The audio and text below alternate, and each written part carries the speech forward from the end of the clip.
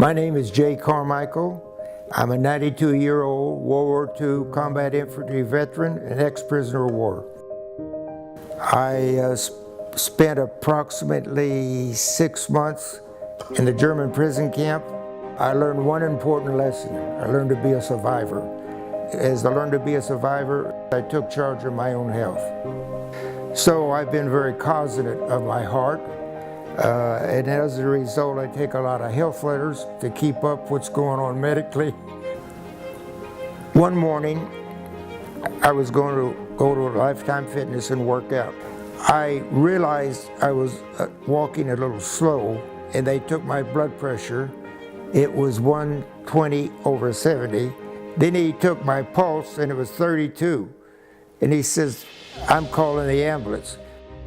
I'm Father Don Curran, rector of Christ the King Anglican Church here in Ocala.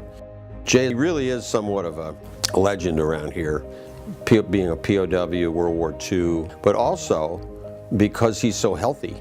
You know, that day came when I heard that Jay was in the hospital, so I went right over. When I got there, the team was assembled and things were in motion.